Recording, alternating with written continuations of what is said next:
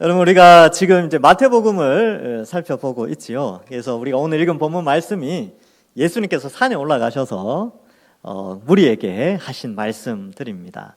그래서 오늘 본문을 좀 이해하려면 앞에서 했던 내용들을 다시 한번 반추하는 시간을 가지겠는데, 하나님 나라가 이 땅에 이미 임했다라고 말씀을 드렸습니다. 왜냐하면 하나님 나라의 왕이신 주권자가 이 땅에 성육신하셔서 오셨고, 그 주권이 미치는 곳이 그 나라의 영토가 되는 것이죠. 또한 그가 주권적으로 부른 그의 백성들이, 그 사람들이 바로 그의 백성이 되고, 또 나중에 이제 예수 그리스도를 믿는 자는 하나님의 자녀가 되는 권세와 능력을 주시게 됩니다. 그래서 예수님의 초림과 재림 사이의 기간은 하나님 나라가 이 땅에 들어와서 이 세상과 다가올 세상의 가치관이 공존하는 그런 시기에 속해 있고, 우리가 이 시대의 흐름, 그리고 다음 시대의 이런 가치관 사이에서 긴장관계 가운데 살아가고 있다라는 것을 말씀을 드렸습니다. 그래서 유대인들은 다음 세대가 오면 이 세대는 없어지는 줄 알았는데,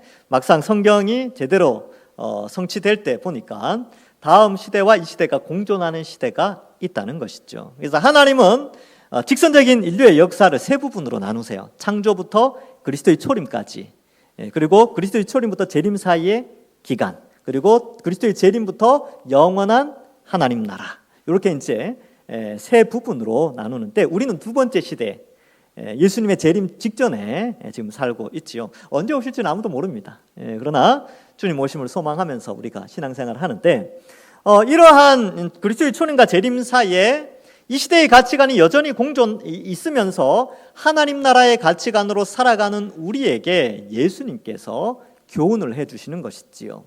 자, 그래서 5장에 시작하면서 8가지 복에 대해서 설명하셨는데, 아이러니하다 그랬죠. 세상의 눈으로, 이 시대의 가치관으로 보면 참 불쌍하고 실패한 인생 같은데, 다가올 시대의 가치관으로 보면 그것이 복받은 자다라는 것이 예수님의 메시지였습니다. 그래서 지난 시간에는 그러므로 우리는 소금과 빛이다. 소금과 빛은 어떻다고요?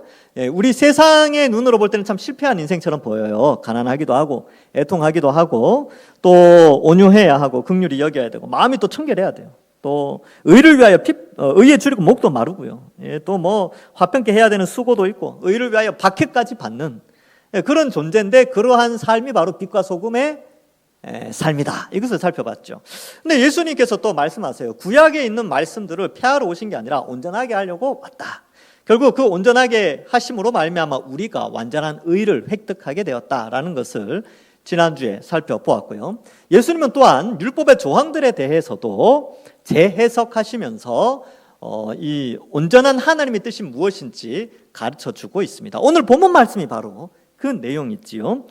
이 살인하지 말라, 간음하지 말라는 10계명 가운데 6번째와 7번째 계명을 말씀해 주는데, 그 당시에 사람들이 많이 오해하고 있었기 때문에 예수님께서 명확하게 해석을 해주시고 있습니다. 자, 그렇다면 오늘 본문을 한번 살펴보시면 21절에 옛사람에게 말한 바 살인하지 말라라고 되어 있죠. 누구든지 살인하면 심판을 받게 되리라 하였다는 것을 너희가 들었다. 우리도 다 들었어요. 그죠? 우리도 들었죠. 근데 22절에 보니까 나는 너희에게, 이제 예수님이 그 본문을 그 10계명 가운데 6번째 계명에 대해서 이렇게 해석을 해준다라는 것입니다.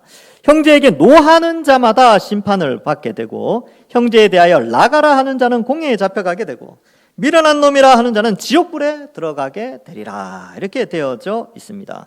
여기 노한다라는 표현이 나오죠. 그 다음에 라가라고 되어 있죠. 라가. 라가라는 말이 우리끼리는 욕이 아니에요. 여러분, 누가 욕할 때 라가라는 단어를 쓰십니까? 안 써요. 우리도 안 써요. 그래서 우리가 이 본문 읽을 때 별거 아니라고 생각하는데, 히브리 사람, 유대인들이 이 본문을 읽을 때는 조심해서 읽습니다. 왜냐하면 본문에 욕이 기록되어 있거든요. 그래서 우리말로 여기 바꾸면 어떻게 되냐면, 내 형제에 대하여 B라고 하는 자는, 이렇게 되는 거예요. B, XX 이렇게 부르는 거죠. 여러분이 생각하는 극심한 욕 있잖아요. 여러분 TV나 영화에서 보는 최고 심한 욕들 있죠. 그 욕입니다. 흔히 말하는 쌍욕이라고 하죠. 그렇게 하는 자, 미련한 놈. 여러분, 미련한 놈, 이거 이렇게 드라마나 이런 데 보면 한 번씩 나오는 표현들이죠. 에이, 미련한 놈 같으니. 우리에게는 욕이 아니잖아요.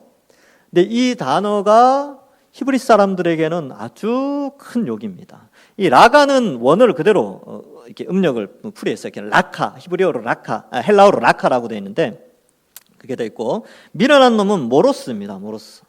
근데 이 라카와 모로스는요, 사실 설교자가 입에 담아서는 안 되는 단어입니다. 그러니까 제가 강단에서 하는 거예요. 요 찰지게 욕을 하는 거죠. 근데 이제 예수님께서 그런 말 하면 안 된다는 겁니다. 그래서 이 두 욕은요, 히브리인들이 생각하는 그 시대의 양대 산맥을 이루는 쌍욕이랍니다. 큰 욕이에요. 근데 이렇게 하는 것은 지옥불에 들어가게 된답니다.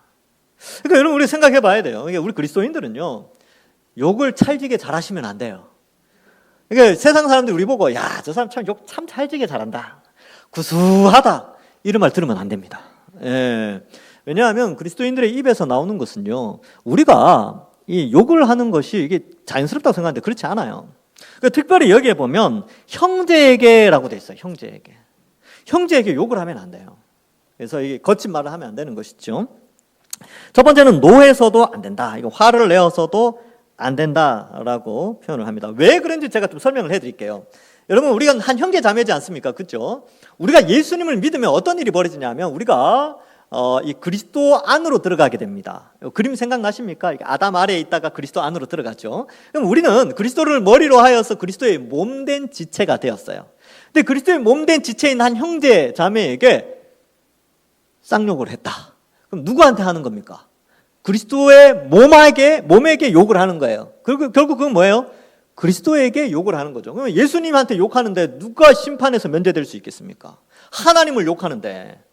그러니까 우리는 형제에게 욕을 해서는 안 됩니다. 대신에 인간이 살다 보면 갈등이 일어날 수 있죠. 욕을 전혀 안 할 수 없고 분을 전혀 안 낼 수는 없습니다. 그래서 에베소서에는 이렇게 표현하고 있어요. 에베소서 4장 26절에 분을 내어도 죄를 짓지 말며 해가 지도록 분을 품지 말고. 여러분, 분을 낼 수가 있다는 거예요. 성경도 우리의 연약함을 아시기 때문에 그래, 분 낼 수 있지. 그런데 죄는 짓지 마. 죄를 짓는 게 뭐예요? 쌍욕하는 거예요. 그러니까 이제 이 XX야, 이 삐삐리리야 뭐 이런 거 우리 입에서는 안 나왔으면 좋겠습니다. 그래서 예수 믿는 사람들의 특징은요, 불신자들이 금방 알아요. 거친 욕을 하지 않습니다. 거친 욕을 하지 않아요. 그래서 언어 생활이 바뀌어야 되는 것이죠. 그래서 여러분들 가운데 그런 분들은 없겠지만, 우리가 또 이제 성인이고 여기 계신 분들 다 어른들이니까 우리는 이런 심한 욕은 안 하지요. 그런데 이 표현 속에 담겨져 있는 것은 겉으로 나오는 욕도 욕이지만 그 마음에 문제가 있다는 것이죠. 형제를 미워하고 욕하고 이러한 자들도 다 살인과 같은 형벌을 받게 된다라는 것을 말해주고 있습니다. 그래서 예수님은 어떤 행위의 결과를 두고 말하는 것이 아니라 그 행위가 나타나기 전에 그 마음의 동기를 다루고 있다는 것이죠. 그래서 율법을 온전하게 이룬다라는 표현 가운데 율법에 대한 온전한 해석과 함께, 율법은 하나의 행위에 집중을 하지만 예수님은 그 행위를 통하여 그 사람의 마음까지를 점검하고 있다는 것이죠. 그래서 마음이 청결해야 됩니다. 앞에 나왔죠? 마음이 청결한 자는 복이 있나니. 그 청결이 바로 여기와 연결되어 있습니다. 그리고 뒤에 나오는 간음하지 말라는 것과도 이 마음의 청결함이 연결되어져 있습니다. 여러분, 어떻게 해야 되느냐? 화가 나면요, 해가 지도록 분을 품으면 안 됩니다. 이 말은 해가 지기 직전까지 막 풀어야 된다, 이런 시간적 개념이 아니라 최대한 빨리 분을 풀고 화해하라는 그런 뜻이 있습니다. 그래서 두 가지 예를 들고 있습니다. 23절과 24절에 보면, 그러므로 예물을 제단에 드리려다가 거기서 내 형제에게 원망 들을 만한 일이 있는 것이 생각나거든. 예물을 제단 앞에 두고 먼저 가서 형제와 화목하고 그 후에 와서 예물을 드리라. 지금은 이제 제단 이런 게 없지요. 지금은 이제 신약 시대 성전이 없어졌으니까 바꾸면 예배를 드리기 전에 누군가 다툰 일이 있다면 그 예배 드리기 전에 반드시 화해하고 오라는 뜻입니다. 그래서 여러분 한번 생각해 보세요. 지난주에 누군가 다투었다, 싸웠다. 그러면 어제 화해를 하고 이 자리에 오셨어야 됐어요. 아니면 오늘 아침에라도. 안 그러면 화해함이 없으면요, 하나님 그 예배 받지 않습니다. 그래서 이게 아주 중요한 거죠. 그러니까 이 사람과 관련된 미움인데 그것이 하나님과 연결된 관계까지 확대되어진다는 겁니다. 그러니까 우리는 인간과 인간 사이의 문제라고 생각하잖아요. 근데 예수님은 아니, 인간과 인간 사이의 문제처럼 보이지만 그것은 하나님과 인간 사이의 문제다라는 것을 말해주고 있습니다. 그러니까 빨리 화해해야 되죠. 그래서 여러분, 제가 팁을 하나 드리겠습니다. 사실 우리가 안 싸우며 살면 얼마나 좋겠습니까? 그렇죠? 모든 사람과 화목하면서 살면 얼마나 복된 인생이겠습니까? 그러나 싸울 일이 있다면요, 토요일 날 싸우십시오. 토요일 날 싸우면 그날 싸우고 그날 화해할 수 있잖아요. 왜? 다 내일 주일인데 어떻게 싸운 상태로 올 수 있겠습니까? 보통 이제 가까운 사람이랑 많이 싸우기도 하죠. 부부 싸움도 이제 작전을 잘 세우셔야 돼요. 토요일 날 묵혀뒀다, 월요일부터 묵혀뒀다가 내가 토요일 날 터뜨리겠다. 근데 이제 하루 이틀 3일 지나면 그 분이 없어지잖아요. 내가 토요일 날 작정하고 싸워야지 했다가 토요일 되면 다 풀려요. 이것도 이제 우리 그리스도인들이 약간의 지혜라고 할 수 있는데, 하여튼 그렇습니다. 예배를 드리기 전에 우리는 화해를 해야 돼요. 안 그러면 이런 문제가 발생하게 되지요. 자, 그래서 여기에 보면 24절에 여러분들 펜이 있으면 줄을 쳐보십시오. 저는 이 빨간 줄을 쳐놨는데, 먼저 가서, 요 단어에 줄을 치는 거예요. 먼저 가서. 여러분, 이 보통 사람들이요, 다투게 되면 원망할 일을 상대방에게 있다라고 생각을 해요. 그래서 또 둘이 다퉜는데 제 두 쪽 이야기 다 들어보면 똑같아요. 다 서로가 다른 사람이 잘못했대. 여기 뭐라고 되어 있어요? 23절에 원망 들을 만한 일이 있는 것이 생각나거든. 즉 본인이 가해자라고 생각되거든. 이런 표현인데, 다툰 사람들은 대부분이 본인이 가해자라고 생각하지 않아요. 다 피해자라고 생각합니다. 그런데 피해자든 가해자든 상관없이 먼저 가서가 중요합니다. 먼저 가서. 그러면 여러분, 먼저 가서 손 내미는 사람이 어떤 것 같아요? 지는 것 같죠. 손해보는 것 같고. 그때 갈 때 어떤 현상이 일어나냐면 자존심이 완전히 구겨집니다. 더 억울해. 내가 인생을 어떻게 살아왔는데.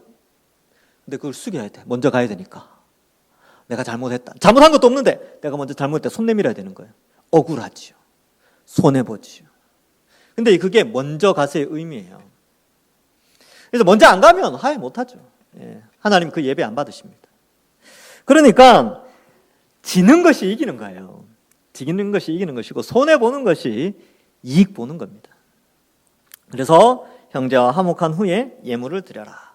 그래서 이 살인하지 말라라는 것에서 화내지 마, 분내지 말고 욕하지 말라는 것에서 이제는 예배까지 연결되는 거죠.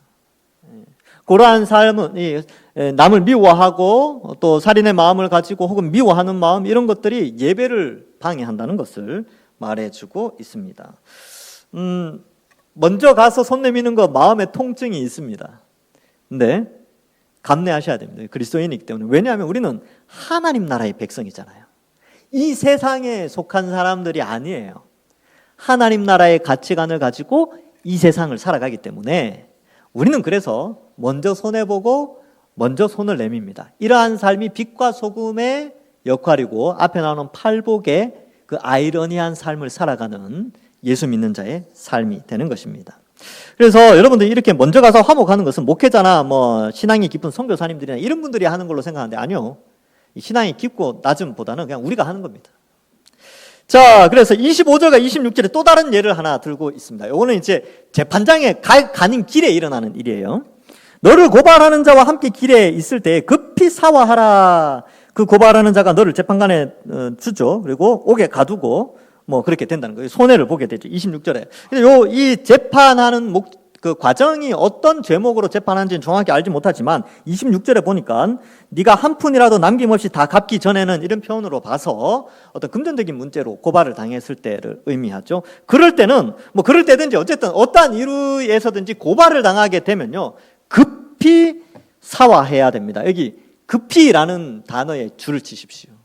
그래서 앞에 먼저 가서와 여기 급히, 이 단어가 굉장히 중요합니다. 급히 역시 손해보는 일이에요. 자존심 구기는 일이고 낮아지는 거죠. 그런데 사화하라라고 하는데, 이 사화하다라는 말이 좀 어려운 말인데 이게 뭐냐 하면 타협하다, 이런 뜻이고, 단어 사전을 찾아보니까 친구로 만들다 이런 뜻이 있어요. 그러니까 고발하러 가는 사람한테 친구로 만들어야 된다는 거죠. 친구로. 그러니까 친구로 만들려면 어떻게 해야 되겠습니까? 손해보고 낮아지고 협의하고 그렇게 해야 되는 거예요. 안 그러면 심판이 그에게 있습니다. 여기는 이제 세상 법정을 이야기하지만 여기 비유죠. 하나님의 법정 앞에 서기 전에 급히 사과하라 이런 뜻입니다. 그래서 여러분 마음속에 이 예수님은 단순히 살인하지 말라라는 이 명령에서 이것을 마음의 문제로 가지고 오게 되고요. 형제에 대해서 미워하거나 다투거나 욕을 하거나 또 이런 것들이 있으면 어떻게 행동해야 되냐면 먼저 가서 급히 문제를 해결하고 화해할 것을 말합니다. 이것이 바로 하나님과의 관계를 회복하는 것이고 공동체 안에서의 아름다운 관계를 회복하는 길이라는 것을 설명하면서 율법의 원래 의미를 설명해 주고 있어요. 자, 두 번째 27절에 보면 또 간음하지 말라. 이것은 7계명에 나오는 것입니다. 그래서 7계명이 간음하지 말라죠. 나는 너희에게 이르노니 음욕을 품고 여자를 보는 자마다 마음에 이미 간음하였습니다. 그래서 여러분 여기 이제 음욕을 품고 여자를 보는 자 이렇게 돼 있죠. 남자를 보는 자도 마찬가지예요. 이거 남자들만에 해당되는 구분이 아니라는 거 아시겠죠? 예. 그래서 이미 간음하였다. 즉 이것도 행동의 문제에서 마음의 문제로 또 옮겨갑니다. 동기의 문제죠. 앞에 나오는 살인하지 말라나 뒤에 나오는 간음하지 말라 모두가 마음의 문제로 예수님이 율법을 재해석하고 있다는 것입니다. 그래서 이런 의미에서 예수님이 말씀하시는 의는 상당히 높은 수준이죠. 인간의 의지로는 이 의를 이룰 수가 없어요. 자, 질문 한번 해볼게요. 속으로 대답하세요. 입으로 대답하지 말고. 예. 여러분 이때까지 살면서 한 번도 다른 사람 미워하지 않은 적 있습니까? 한 번도 평생 나는 남자든 여자든 눈으로 보면서 음욕을 품은 적이 단 한 번도 없다. 이런 분들 대답해 보십시오. 속으로. 없을 거예요. 없습니다. 즉 이게 무슨 말이냐면 이 바리새인과 서기관보다 더 나은 의에 대해서 지금 설명하는데 이 바리새인과 서기관이 가진 의는 이런 것들이었거든요. 행위나 이런 것들인데 이거보다 더 나은 의는 바로 이거예요. 마음의 동기까지 건드리고 있는 거죠. 근데 이게 인간의 힘으로 됩니까? 생각해 보세요. 안 된다니까요. 이게 만약에 인간적인 문자로 해석을 했다면 지금 여기 눈 2개 다 가지고 있는 분 아무도 없을 거예요. 오른 눈을 뽑으라고 돼 있잖아요.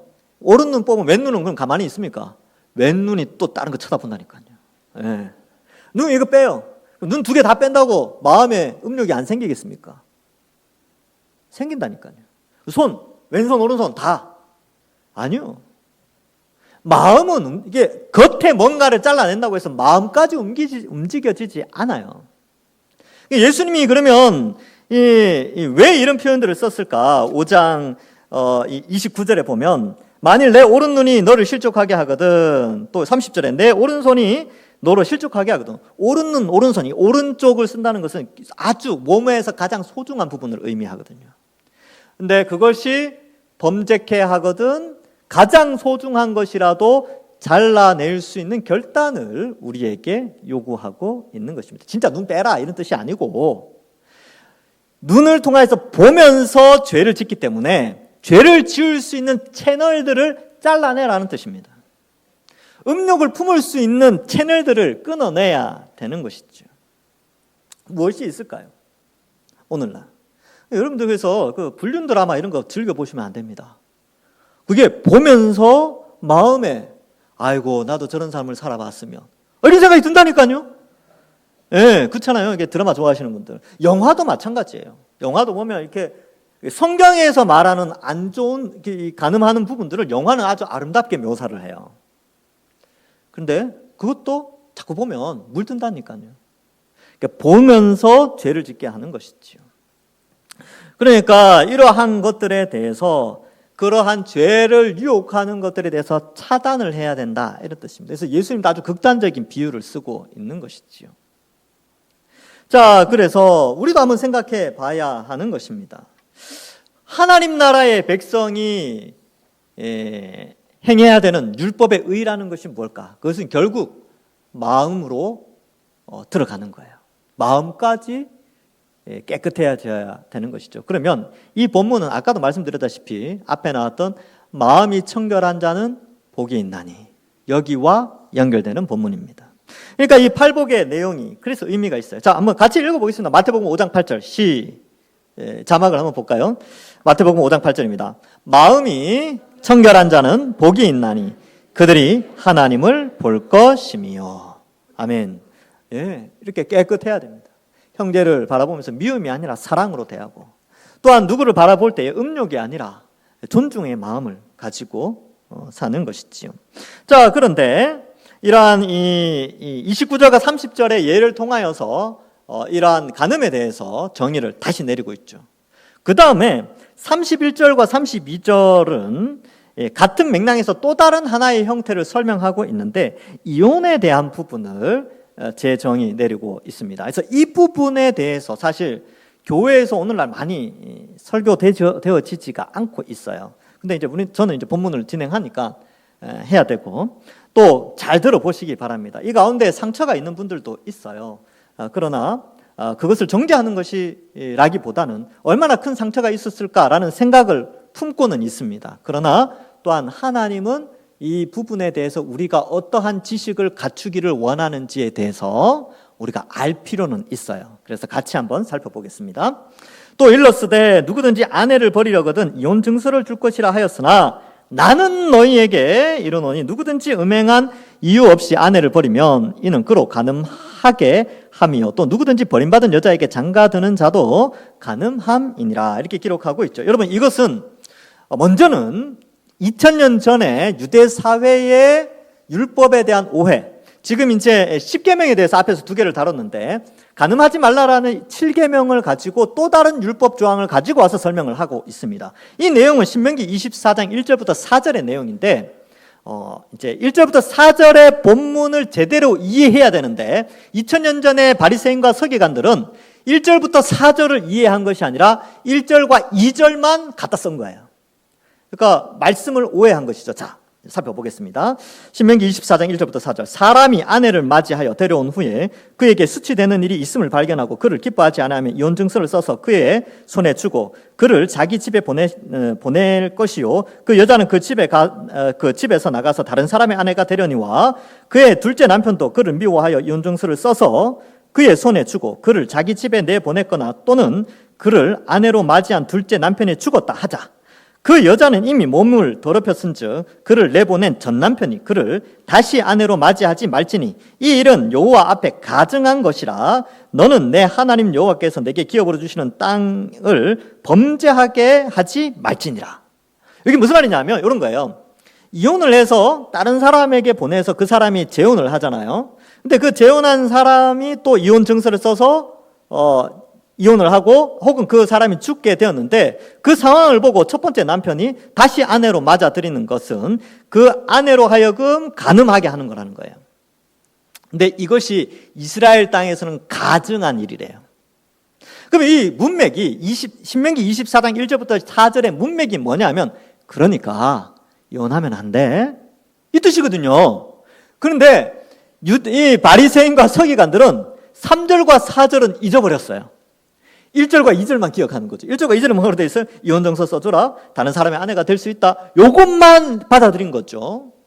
그런데 예수님이 이 부분에 대해서 더 완벽하게 설명을 하게 됩니다. 그래서 이 마태복음 19장의 이 부분을 또 다뤄요. 그래서 사람들이 묻죠. 그러면 이혼증서 써주라고 했는데 그거 잘못된 겁니까? 질문하니까 예수님이 마태복음 19장 8절에 이렇게 말씀합니다. 예수께서 이르시되 모세가 너희 마음의 완악함 때문에 아내 버림을 허락하였거니와 본래는 그렇지 아니하리라. 여기 본래가 중요해요. 본래. 예수님이 본래다라고 한 거는 그게 진짜예요. 맞죠? 그 본래가 뭐냐 하면요, 마태복음 19장 5절과 6절에 나오는데 창세기 2장 24절을 인용해서 말씀합니다. 말씀하시기를 그러므로 사람이 그 부모를 떠나서 아내에게 합하여 그 둘이 한 몸이 될지니라 하신 것을 읽지 못하였느냐? 그런즉 이제 둘이 아니요 한 몸이니 그러므로 하나님이 짝지어 주신 것을 사람이 나누지 못할지니라 하시니. 이게 무슨 말이냐면, 여러분, 우리는 갈라서면 남이 된다고 생각하잖아요. 하나님은 남으로 보지 않는다는 거예요. 인간이 스스로 이렇게 갈라지는 것은 하나님이 허락하지 않은 겁니다. 그러니까 인간은 우리는 남이야라고 했지만 하나님은 둘을 하나로 보는 거죠. 근데 남으로 보냈다고 생각해서 다른데 어디 시집가고 장가가면 그것은 간음한 것이라고 여긴다는 것이에요. 왜? 하나님은 본래 하나로 보고 계시기 때문에. 그러니까 우리가 바라보는 관점과 하나님이 바라보는 관점이 다르죠. 하나님이 우리를 창조하신 목적은 창세기 2장 24절을 인용했다는 것은 우리가 만들어진 본래의 목적, 부부가 이루어진 본래의 목적을 설명합니다. 그래서 본래는 그렇지 않다. 사람이 나눌 수 없다는 것을 예수님이 명확하게 말씀하고 있습니다. 그래서 마태복음 19장 9절에 내가 너희에게 말하노니 누구든지 음행한 이유 외에 아내를 버리고 다른 데 장가드는 자는 간음함이니라. 그래서 여기 본문에서는 이제 요 내용과 이제 좀 서로 연결되어져 있지요. 그러므로 여러분 성경은 이혼을 금하고 있습니다. 그러면 만약에 이혼하신 분이 있다면 기도하시고 또 그러한 부분에 있어서 하나님 앞에 바르게 설 수 있도록 기도하시고 또 여기 이제 우리 어르신들이 계시니까 우리 자녀들 가정을 위해서 기도 많이 해주십시오. 그래 잘됐다 뭐 그렇게 해버리라 이렇게 하지 말고 아껴주고 그래도 하나님이 기뻐하지 않는 것 같다. 둘이 하나가 되었는데 끝까지 지켜나가야지. 그리고요 결혼은 책임이라는 게 주어집니다. 상호 책임감이 있어야 돼요.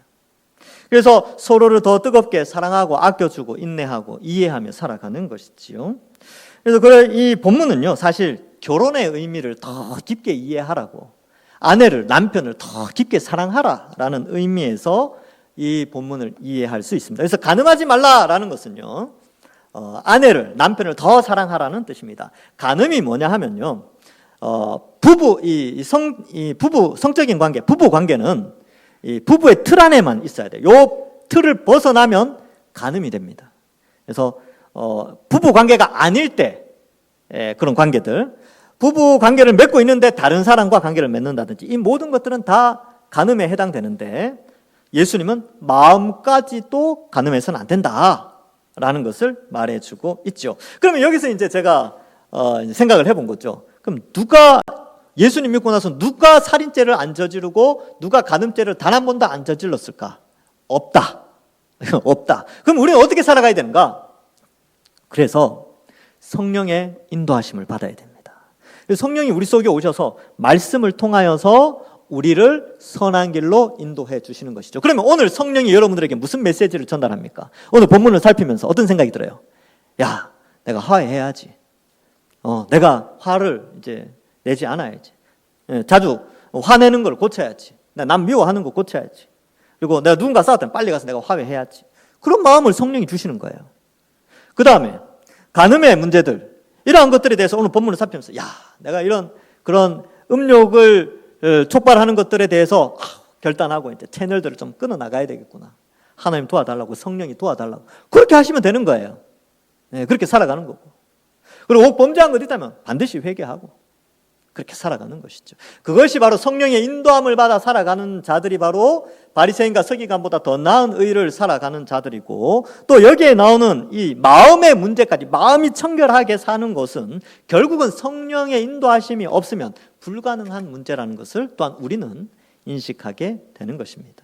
그래서 내가 이거 안 해야지 이것보다 성령이 나를 도와주셔서 가장 좋은 길로 인도해 달라고 기도하는 것이지요.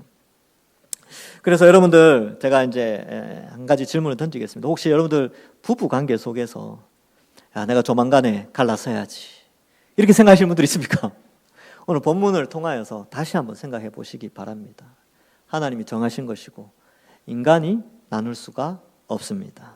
그래서 예외 사항은 하나 있긴 했어요. 그렇죠? 음행한 연고 외에는 안 된다라는 것을 말씀해 주고 있습니다. 말씀을 맺습니다. 여러분 우리는 이 시대를 살고 있지만 다음 시대의 백성으로 부름을 받아 구원받은 자입니다. 하나님 나라는 이 땅에 이미 임했고요. 예수님의 재림으로 완성되어질 것입니다. 주권자 왕이신 예수님이 우리에게 2000년 전에 오셔서 하나님의 백성으로 어떻게 살아가야 될지를 알려주셨고 성령이 이제 우리 속에서 그 말씀을 기억하게 하고 깨닫게 하여 주셔서 우리로 하여금 하나님의 백성으로 살게 하십니다.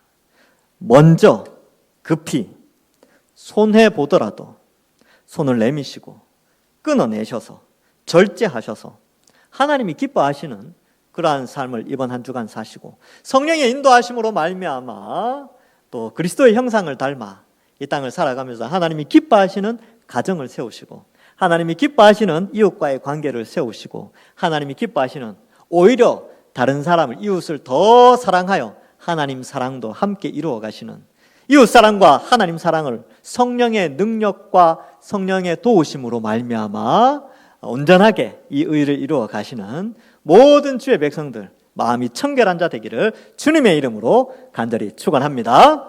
기도하겠습니다. 하나님 감사합니다. 우리를 택하시고 구원하시고 하나님 자녀 삼으신 것 감사합니다. 하나님, 우리가 하나님 앞에서 또 오늘 본문 말씀을 통하여서 어떤 행위의 어떤 행동의 문제가 아니라 그 마음에조차 하나님 앞에 거룩해야 된다. 마음의 청결에 대한 부분을 살펴보았습니다. 하나님, 이번 한 주간 성령의 인도함으로 말씀을 기억하면서 더욱더 거룩하게 살 것을 결단하고 또 이웃을 사랑하고 특별히 부부간에 더 뜨겁게 사랑하여서 하나님이 귀하게 주신 가정 또 잘 지켜나가는 이 타락한 시대 가운데 거룩하게 살아가는 저희들 다 될 수 있도록 축복하여 주옵소서.